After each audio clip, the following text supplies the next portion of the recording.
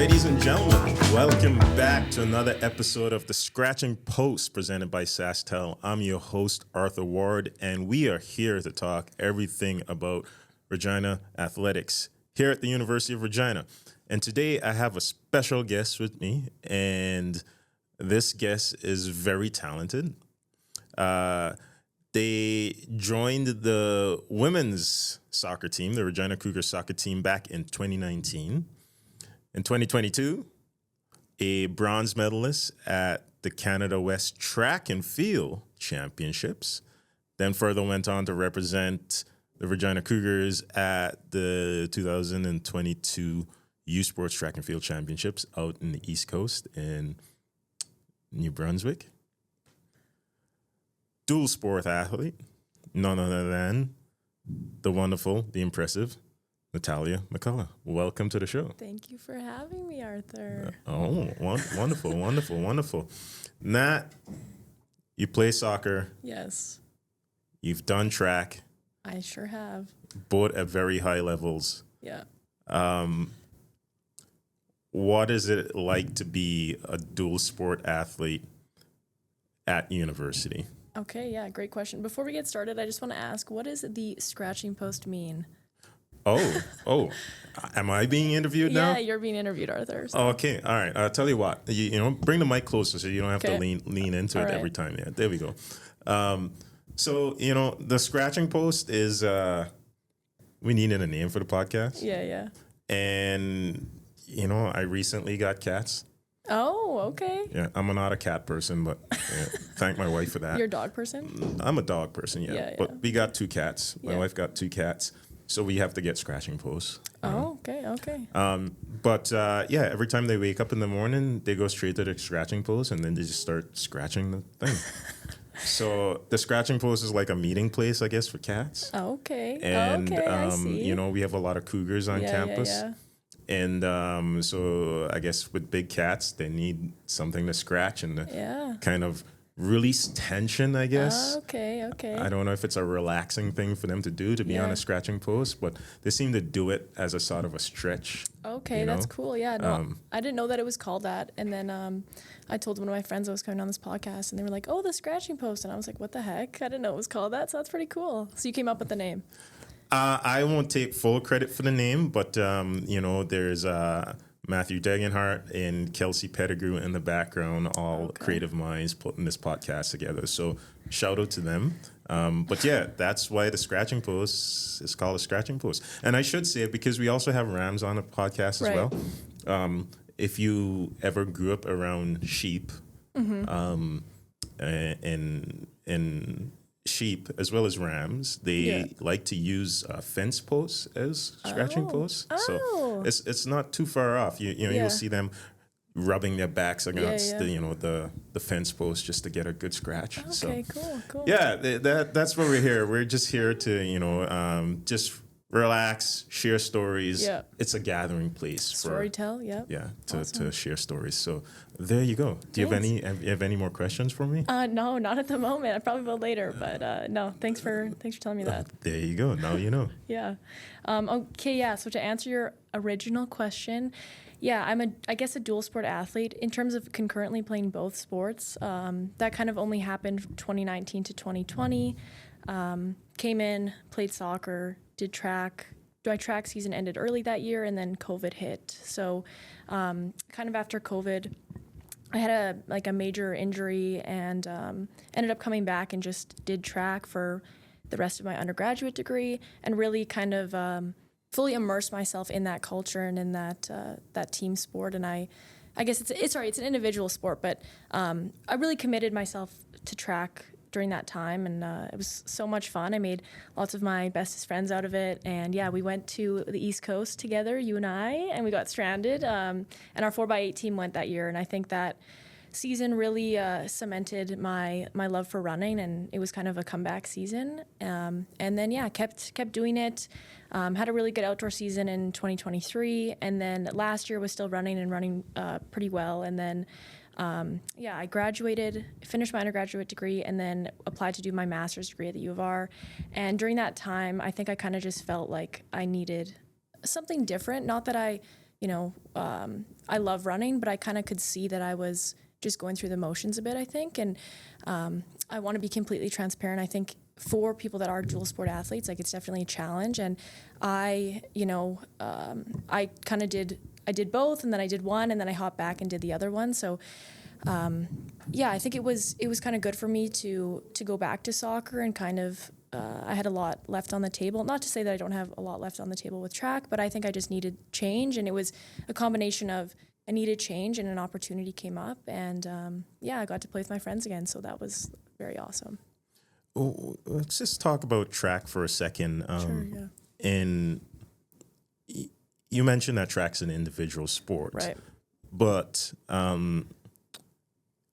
how the competition works here at university, the individuals as a collective are scored as a team. Right. So how important is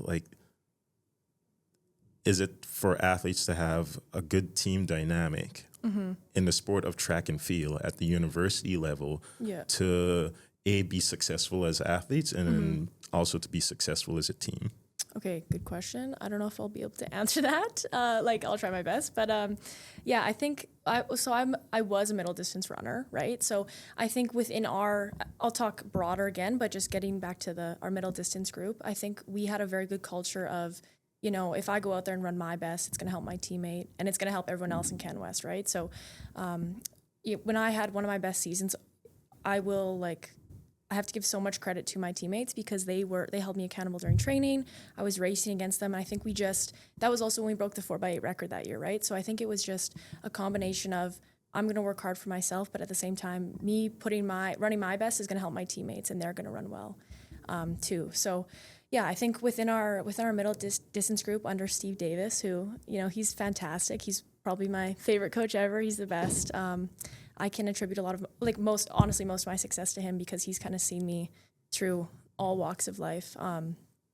He really, I think with the middle distance team at the U of R wants everyone to work hard for themselves and their teammates. So he's great. And I think just broader, everyone's cheering, whether it's at 4x8. I remember my first year, we had the 4x8 at Golden Bear and I was anchoring. And that was kind of the first time I was like, this is such a cool sporting moment because for those who don't know, the 4x8 is basically when you have a bunch of middle disties going on and getting their relay on, and it kind of gets crazy, right? And you have this crowd of people cheering, and they slowly are kind of moving closer and closer to the inside lanes. And I remember getting the baton and being like, this is the coolest moment ever because all my teammates are around me. You were there, everyone's cheering. And I think in that moment you realize this is yes, it's an individual sport, but there's such a huge team component here. And I think I really felt that for the first time my rookie year. So, and I mean, our team the track team is fairly small. So you kind of know where everyone's at, what people are jumping, what people are running. And I feel like the culture has always just been very tight-knit. And I really like that part of track. So what was the transition like, I know you started in soccer, moved to track. Yeah. Found success at track, made some of a lot of great friendships, some of your best friends from the track team, and then moving back into soccer. Was it something where you wanted to challenge yourself to personally try to go after something different? And are there any similarities or differences in the team dynamics between the two sports? I think honestly, they are quite a bit different. I mean, soccer's all women, so that's a major difference. But I think with running, it's just I think I was pretty hard on myself with running. I definitely come across as being a very chill, grounded person, but I think that ate at me quite a bit throughout my track career, and it still does. Daily, I think I put a lot of pressure on myself, which whether or not people see that, they probably don't, right? Because they don't come across that way. But I think with soccer, it was kind of a chance for me to go back and kind of take that pressure off and just be like, hey, let's go have some fun at this. Let's see what we can do. Like I said, it is a no pressure situation, and just go out there and have fun with my buddies. So it's interesting that you say that you put a lot of pressure on yourself. Being around the track, I've seen instances of that, and I will say you come across as just you very calm, very sweet, very mild mannered. Yeah. But what I've noticed in the just this past year, because you started pretty much every game for the soccer team. Maybe not every game, but yeah, no, I definitely made Pretty an much impact. most of the games you played a very important role in the defense. And what became apparent to me is that after watching a couple of games, I was just like, damn, Nat, you're pretty intense. Oh, yeah, You get pretty aggressive on the soccer pitch. Yeah. And so I guess my question to you, do you find soccer is sort of a release? Like cathartic? Yeah. Yeah, I do find it. Yeah, it's definitely cathartic. I think, I'm aggressive, but I'm not a brute out there. Like I definitely am following the rules and stuff. But yeah, I don't know. I don't know if I have much to say other than that. Like, yeah, it's cathartic. I guess in running you can't push someone over, obviously. But yeah. I don't know. Well, I mean, do you have siblings? I do. Older, younger? Older. And have you do you find yourself competing against your siblings growing up? Well, actually, that's a good point because they're quite a bit older. So maybe the being aggressive in soccer is my way of getting that anger out because I couldn't take it out on siblings growing up. I don't know because they are quite a bit older. Maybe I'm not sure. But all that to say, very great soccer player. You did well in the back unit. Making your presence known, and. You mentioned, let's just go back a little bit. So you did your undergrad. Yep. And now you're a grad student. I am a grad student. Yeah. Tell us a little bit about that and what your plans are. Okay, sure. Yeah. Being a grad student is so weird because I feel like there's so much time. There's more time, maybe. It's not as directed, but you're still expected to be studying or researching things. So that transition, I think, has been a little bit weird just because, I'll be in the library working on something, then I'll go in the hallway and see one of my buddies. And then next thing you know, I'm chatting them up for an hour, which, Or you're on a podcast. Exactly, you're on a podcast. So, I'm definitely, my time management in undergrad was very good, but I think now I need to be a little bit more diligent for sure and just stay in the library maybe. I don't know. But. So tell us a little bit about your studies. What did you get your undergrad in, and what are you taking your master's in? Okay, yeah. So I did my undergraduate degree in psychology, and I ended up switching my major during COVID because the quality of my education throughout my psychology courses was really good, and I was like, okay, well, I need to pick a major, and I don't know what I want to do. So I did psychology, and then through that, I did the honors program, which was just you get to do a research project. And then from there, enjoyed working with my supervisor, and then pursued grad studies at the U of R. So I'm in a master's of experimental and applied psychology. So it's basically, learning more about research in your specific research area, and it's thesis-based, so you get to do a project, and then, your first year, you're proposing your project, and then the second year, you are collecting data on human participants and writing it up. So, yeah. So what was the switch? Was it a prof? Was it a course that made you oh my God, I love this area? Oh, yeah, no, that's a good question. It's funny. I think I probably could have gone a couple different routes, but I kind of just stuck with it. And the department's fantastic. I really like all my profs. And I think one class I took that I really loved was advanced social psychology, and that was with a professor named Dawn Sharp, who is quite the character in the psychology department. And in that class, you learn a lot about group dynamics. And I actually ended up taking that class in the last year of my undergraduate degree. And you learn about leadership. And I remember at the time, because this was kind of my last track season, we had to write a paper on a topic. And I decided to write about leadership. And one of the things that we know in the leadership literature is there are no definitive characteristics that define a great leader. And I remember thinking because everyone makes the assumption that, a great leader is extroverted or they're the firstborn or, whatever. And that's not actually true. And I remember reading this book, and in it they talk about all these different athletes. And the reason that all these different athletes were such good leaders was because they weren't memorable. So this author made the point that some of the best leaders in sports are people you're never gonna know their name. Wow. And one of the people he mentioned was Carla Overbeck. And she was on the U.S. women's national team back in the 90s. She was part of the team called the 99ers. So Carla Overbeck also got a degree in psychology, and she went to the University of North Carolina. And from there, her college coach at the time ended up taking over the U.S. women's national team as it was undergoing development. And she joined, and she was the center back and just this extremely hardworking player. But when you think about that generation of women, you never think about Carla Overbeck. You think about someone like Mia Hamm or Julie Foudy, or there's a bunch of them, right? So he made the point that the best leaders will be forgotten, and I thought that was kind of interesting. So with that note, how would you try to become a good leader yourself? Good leader. Then? Okay, like, yeah. what's your roadmap to great Right. leadership? Right. Good question.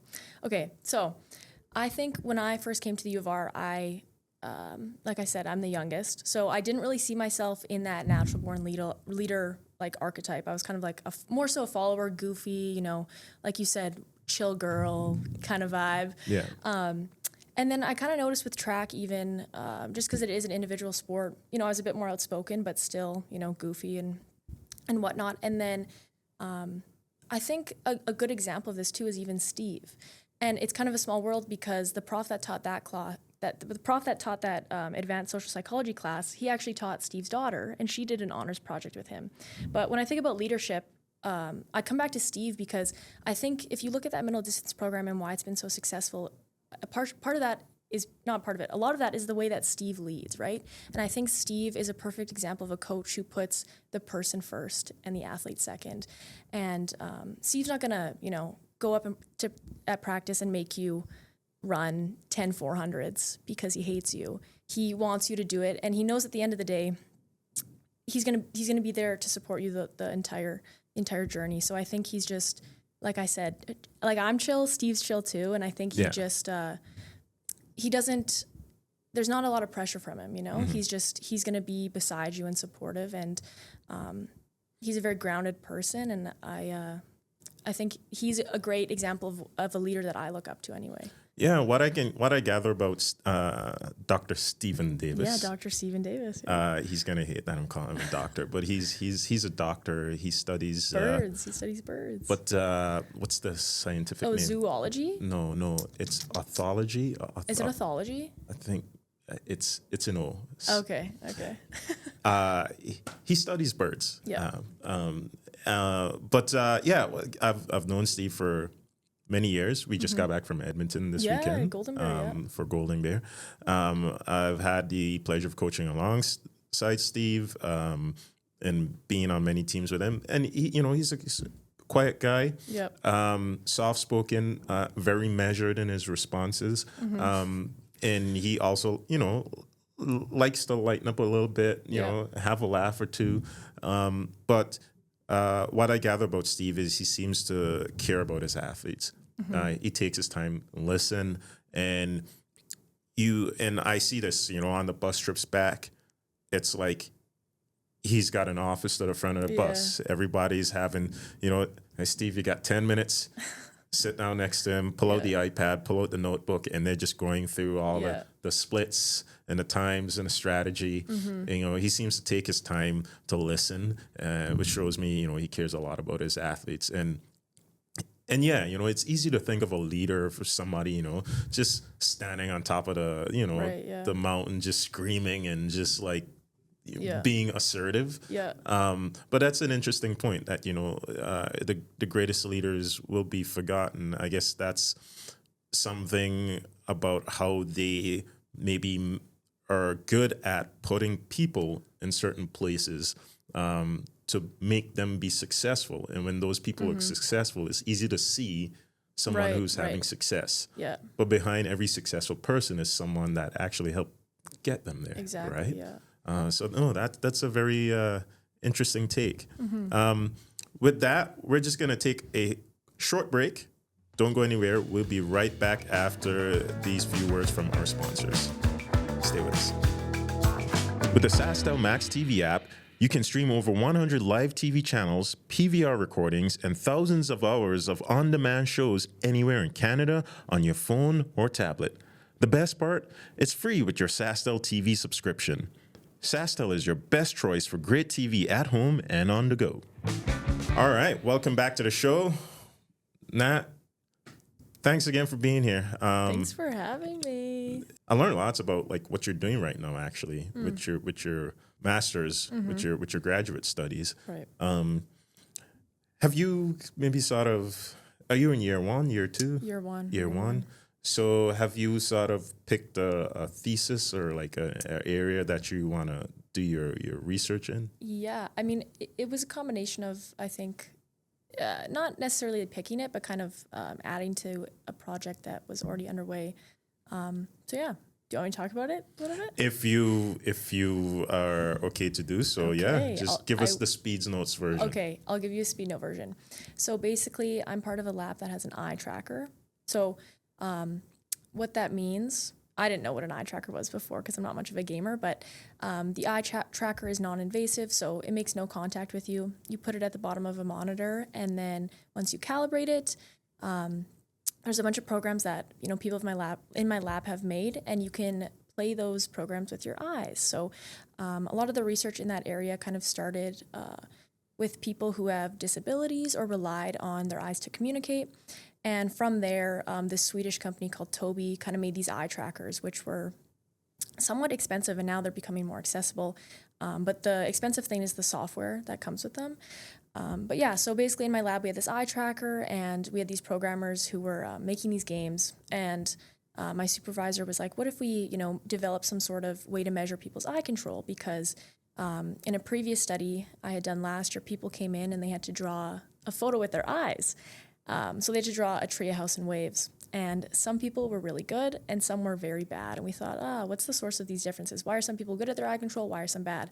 And of course, if you look at the literature, the eyes are very telling. They're very informative. So in people with autism, for example, or ADHD, clinicians will actually look at their eye movements to kind of make some inferences or draw conclusions, because the eyes are very stereotyped and they make, movements that there's like let's say a certain threshold of like normal eye movements. And when people fall out of that, they can say, hey, there's something else going on, neurological maybe.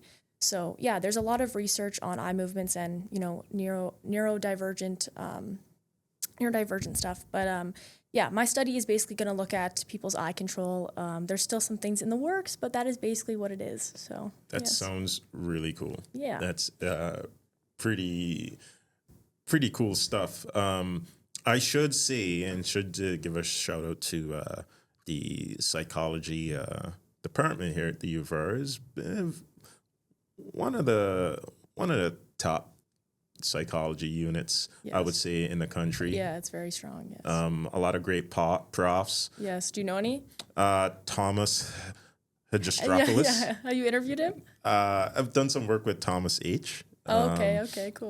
In that lab, they do work around pain threshold. Yes, pain threshold. So this lab, they have these things you put on your wrist that will, increase pain, and then you have to like do the thing on a slider, and they use that work to improve diagnosis with patients who have dementia. Because some of them can't articulate that, they're in pain. They can't articulate that, and then they look at their body language, Yes, so there's a lot of very cool and interesting work being done in the Department of Psychology. So it's pretty exciting that you get to be part of that. Yeah. So then what's the big picture look like for you? You're in your fourth year. Right. Are you going to do a fifth and final year, maybe with soccer? Yeah. And then after that, what's your outlook? Okay, good. Very deep question. I know I'm going to do my fifth year with soccer. We've got a great group, a lot of graduating players. So I think I want to see that, go to fruition. I don't know if that's the right word, but you want to see it through. See it through, basically see it through. And then with running, I'm not sure. I think right now it's just been some time away. That's not to say I won't be back. I mean, if you look at a lot of women dominating in the 800 in Canada, I think the average age is late 20s maybe. So, I mean, I could always go back. I'm not sure. But for right now, my focus is to, finish this degree, finish off soccer, and the rest, I don't know, ... Okay. Well, yeah. You're probably going to do a PhD, right? Because I mean, I'm speaking to you. You're smart. You're a very intellectual person. I think you like school. That's very nice of you. Well, I mean, I wouldn't be surprised if you're like, oh yeah, I'll get a PhD. Like, I mean, I'm into this stuff. I am, I'm smart, but I'm dumb too. We're all smart but dumb in our own ways. So when she's doing dumb, if you go back when she said she's a little bit of goofy, that's right. Nat likes to have fun. Yeah, that's true. I do like to have fun. I'm like not that serious. So well, we need people like that in academia. Though. That's true. Yeah, I honestly don't know. I think there's a few different options for me to explore, and I think honestly, Arthur, when I finished my undergraduate degree, I wasn't ready to leave the U of R. Okay, why is that? Because the community, man. I love the community here. I love the people. I love no, I wasn't ready to leave, but I don't know, in 2 years I might be ready to leave, which makes me sad. But also you got to grow, right? So I don't know. I'm not sure yet, but yeah. What do you like about the community? Let's go on that. Yeah. What's special about the community here at U of R? Okay, well, first of all, the community is how I started playing soccer again. Because Astrid, like I've always admired Astrid. She was an assistant coach my first year, and then she got the head coach role, and she'd always joke to me like, "When you come back to soccer, Nat?" And I was like, "I'm not," And then like, had I been at a different institution, that probably wouldn't have happened. The U of R is so small, and I think she, just me knowing her and seeing her in the hallway made that transition so much easier, right? And I still see like Sabrina and all my track buddies, and I'm asking them how they're doing and stuff. So, it's really cool that I can talk to you about sports, but then you also know what's going on within academics and psychology and stuff. Like that tight-knit community is awesome. I love that. I know the staff working here. I've known them since 2019, and there's lots of history, I think, at the U of R too. And I think even when I think about even within the track community, I remember as a kid racing in the Regina Catholic school system, and we're talking about storytelling right now. And I think one of the things that I used to look at and try to understand someone else's story was the record books. And I remember as a kid being very good at the 400 and 800. Mm-hmm. And there was a girl's name always written on the record books, and that was Carissa LePage. Okay. Right? Yeah, cricket. Yeah, so cricket, I remember always reading this Carissa LePage, and I was like, and she kind of set these different milestones, and I would go out and try to beat them, and I did. And I remember I was in grade 8. Let's just not just gloss that over. Carissa LePage. Yes. We can't gloss that over. U of R track and field alumni. Previous record holder in the 15. Previous record holder until. No, Kayla has her records. Kayla Naga, my good friend, has her records. But these are records that you were chasing, right? True. Okay, sorry. Let me preface again. This was an elementary school, so I'll tell a fun story with that. Anyway, so Carissa was a fantastic athlete. I would see her name in the record books, and she kind of followed a similar trajectory to me, was really good at a young age, good in high school, kind of, had some dips or whatever, came back and ran really well. And I remember I was in grade 8, and I was running the 1500. Now, if you can run the 1500, this is I don't know, maybe you're 13. If you can run it around 5 minutes, that's a really good time. That could win you high school provincials. Now, Carissa's record in grade 8 was 4:54. Mm-hmm. And I remember I ran 4:57, and I was like, who is this girl? That's crazy. She could run 4:54. And, then I go to high school. Who's in the record books? Carissa LePage, right? So we talk about storytelling. I think it's just, that is where my love for understanding people, I think, honestly, originally came from, was the record books. Okay. And, you see a name and you see a performance and you want to know more about them? Yeah, you want to inquire more. And then, again, that goes, I think, a little bit with leadership, because, okay, Carissa had these records, and now someone comes along and they break that record, and now we see that new name there, right? Mm-hmm. But we can't forget about the story of that other person. And I think that, when you look in the archives of track and field records, to me, I love doing that. It's so much fun. And I think as a kid, I took a lot of, a liking towards that. And my friends did too, who were also, trying to meet different times and stuff. So I knew when I hopped on this podcast, I had to mention her, because I've never met her, but... Oh, you've never met? I've never met her, no. Okay, well, this sounds like a very good opportunity for let's see if I could connect you with with Carissa. I got to figure out where she is. I think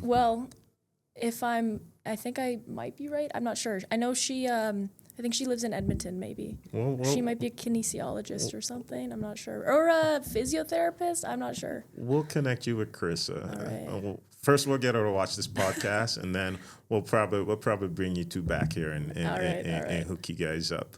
But that's interesting, though. You look at records as an invitation to gain some knowledge about someone's life, essentially.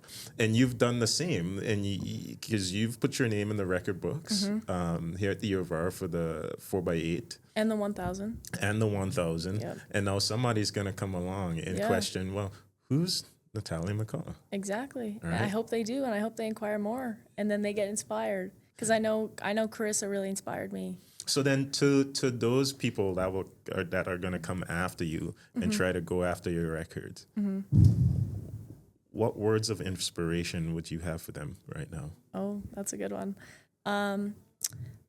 It's not what you do; it's who you do it with. And a fast runner is a happy runner. That's what I would say for running. I don't know. And for soccer, again, it's not what you do; it's who you do it with. So you can't do it without your teammates? Can't do it without your teammates. You got to be supportive, and you got to get that support back. Yeah. Well, wise words. Wise words from someone who's probably going to be writing books and I don't know. But another thing I want to mention, too, is my goofiness. I have to also... there's several people I want to shout out. I want to shout out my Kayla Nagam, Kelsey Hasquich, Sarah Nowakelski, that camera right Ellie there. Kozan, Maddie Caban, all my running friends. I want to shout out my best friend Emma Davidson and Abby Patterson. Emma has had her own trials and tribulations in the sport of soccer. She tore her ACL and came back and scored at our home opener this year. So shout out Emma. She's also a master's student in biology, and I know she will do great things. Emma, if you're listening, love you. Abby, love you too, girl. Another good friend of mine. And there are honestly numerous people I could shout out, but I do have to shout out those ladies because... Can I ask you something? Yeah. I know, back to sports. Yeah. And back to track and field specifically. Yeah. You just mentioned, Emma's had some struggles and dealing with injuries and stuff like that. And I know you've dealt with some injuries yourself. It's been pretty tough, going through, because you just said, a fast runner is a happy runner. Exactly, yeah. But when you can't run at all, yeah, that's maybe not so happy, right? Yeah. You've dealt with some injuries in sport. Have you learned anything where you are today, looking back, like that you would tell yourself on how to prepare for the injuries, that injury, like, mentally, like how to deal with that? Because I know you love running, and when you can't run, like, you're a happy person, you're a chill person, but sometimes I could come up and I could just tell you're just you're not happy right now, right? Yeah. Like, have you learned anything from those experiences that can better prepare someone, like yourself that's coming through? I think I'll talk to two different points, but the first being, when I was in my rookie year and I had to get a knee surgery, I think during that time I questioned a lot about myself and my identity, because I felt as though my whole life I was this active person, right? And then it's COVID and you're not doing any activity and you're sitting around at home and you're hurt. And I kind of had to rethink about, like, who is Nat as a person, right? Like, I think we're always like, oh, they're an athlete or they're this, but it's like, no, I'm Nat. You're Art. You're Arthur, right? Like, you were a triple jumper, but you're also a media guy, but at the end of the day, you're Arthur. Yeah. And I think, like Steve does, person first and sport second, or person first, study second. Like, don't be defined by your job or your hobbies or whatever. Like, that was so important for me during that time, because in a way I kind of was, what's the word? Not like I didn't know if I would return to sport at all, basically during COVID. So in a way I was kind of grieving a career that I hadn't even had. So when I did come back, And with the help of like so many encouraging people and teammates, I tried to take it way less serious, like so much more chill and so much more happy and goofy, because at the end of the day, like it's so short that your time in sport is not going to be long unless you're going to the Olympics or, you know, you're going to be a professional athlete. So I think for me, honestly, as much as that time sucked, it reframed how I saw myself as a runner, how I saw myself as a person. And I think that was like the best thing for me at the end of the day. And that's not to say, again, like I had an injury in 2023 season, which was too bad. And then I was like, well, you know, this sucks. And then I went and had a really great outdoor season. So I think, again, it's just in that moment, it sucks and it's hard, but you're more than that athlete. You got to try not to put too much pressure on yourself, even though that's easy to say and not easy to do. Yeah. Yeah. And maybe that's why you were able to just maybe, you know, transition. Like you said, Steve said, person first, sports second. I guess, speaking personally, as a track athlete that grew up all my life, I'm doing track. Also, this is a CanWest three-time medalist, I think, several-time medalist. This podcast is about you. It's not about me. Hey, I know my history. I love storytelling. So. But there you go. Let's say I can relate to your successes. But it's hard to let go of sport. Yeah, right? It is. It's hard when you've done track and field all your life. Yeah. To then see, well, you know, that's it. You know, trying to move on. Right. But you know, to see yourself before finishing your eligibility, you know, say, you know, I'm done with track. I'm gonna try something else. Yeah. Like that's very encouraging. That's very you know, I'm happy to see you have the ability to do that. Yeah. Which it speaks a lot to your character, right? Knowing that you're at peace with yourself, you're happy with your successes, and you know, gives validation to what you're saying, not to put too much pressure on yourself. So I'm happy for you, and yeah, I do look forward to seeing you in your 5th and final year. You know, kill it, whatever sport you decide to do and pursue. But in closing, though. Yeah. I thought this would be a fun thing. Oh, actually, I just remembered. I had one question as you were speaking just previously there. Who is Nat? Oh my gosh, that's such a good question. You know, so... Who is she? Who am I? Yeah. Yeah. Okay. Tell me. Okay, yeah, I would definitely say, hey, I'm Nat. I am a cougar. Not literally a cougar, but I am a UFR cougar. I would say I'm a pretty like approachable, easygoing person. Definitely a little bit anxious, but yeah, I'm fun. I like to be around people. I'm very extroverted, and I like to be active with my friends. And I like to learn. Yeah, I don't know. I don't know if I would go specific, but broadly, I feel like that's well, you know, we just talked about, you know, trying to define yourself, right? Not by the sport you play, but as the person you are, by your character, right? Yeah. So I thought I'd give you the opportunity then to just maybe, you know, all the things that you learned about yourself to see if you kind of assembled, you know, a label for your personality, for your persona. So I just thought I'd give you that opportunity to put that out there. So thanks. So thanks for doing that. Yeah. One last question here. Okay.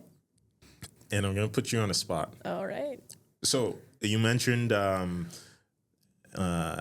Astrid just took the, you know, opportunity to keep reminding you that, hey, there's a soccer team. Yeah.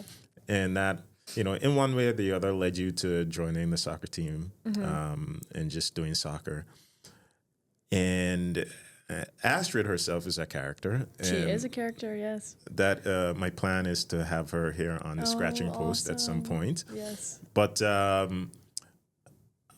have some fun with it too. So how about you ask Astrid a question that I'll have her answer when she comes to the podcast. Sure. So I could give you a second or two. Okay.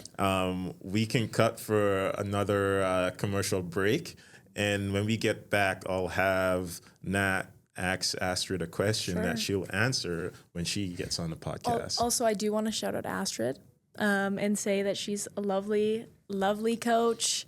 Astrid is a role model. She has, again, when we talk about leadership, Astrid is a great leader. And why is that? Why is Astrid a great leader? Yeah. Because she's, first and foremost, she's so approachable. She's always got a big smile on her face, and she's so passionate about what she does, And I think when you talk about community, like I think of Astrid and I think of her dad too. Her dad used to go, he was, I think, the grassroots, I don't know the official name, but he basically had this job where he would go to all these small communities within the province and teach kids soccer who never knew how to play. And if you've ever met Udo Becker, he is like such a fantastic human being, and again, so passionate about the game. And Astrid, you can just see that as well. She wants girls to play the game, and she's just super encouraging, and she's so fun to be around. So, we talk about leaders being forgotten or leaders kind of being in the background. Udo is Astrid's dad. Yes. You be at the games, and Udo's just like always in the far corner with a water bottle in his pocket. He's just out in the far corner watching from the shed. He's just observing, and it kind of makes sense. Udo's put Astrid in that position where she can lead this team, right? And herself becoming a great leader to put her athletes out there for them to have success. But behind all that, Udo has been putting in the work at the grassroots level for years, helping others as well as his daughter reach such success. So it's all making sense now. It's all And Astrid was a player on the U of R program as well, right? Yes, she was. She was. Yes. She was assistant, and then she got head coach position. So I think it's fantastic. We'll take a quick break. We'll be right back, and we'll wrap this up. Stay here. Stay tuned. Don't go anywhere. It's never been more affordable to stay connected. Wireless international long-distance rates are now more affordable than ever. Visit SaskTel.com/long-distance for more details. Again, that's SaskTel.com/long-distance for more details. All right, welcome back to the Scratching Pose. I'm here with Natalia McCullough, and she's got a question for our next guest, her head coach, Astrid Becker. Now, why don't you ask Astrid a question, and I'll get her to answer it when she comes on the show. Okay, Astrid, you're a very extroverted person. You love to talk. So I'm wondering, if you were going to be on a talk show as a special guest, which talk show would it be and why? Okay, all right. There you go. Well, it'll be the Scratching Post, of course, and we'll try to get her on here, but we'll see what she says. And Nat, thank you so much for taking time out of your day to come chat with me. Really appreciate it. Thank you. Thank you for getting me out of the library. Yes, anything to get people out of the library, I'll be here for it. To you and everyone listening to this podcast, everyone watching this podcast, if you like what you heard, if you like what you saw, you can find more episodes like this at the link in our bio or wherever you subscribe to get your podcasts. Also, subscribe to our YouTube channel where you can watch content like this and many more. Thanks again for watching. So until next time, take care of yourself and be kind. I'm Arthur Ward, and this is the Scratching Post presented by SaskTel. I'll see you in the next one. Bye-bye.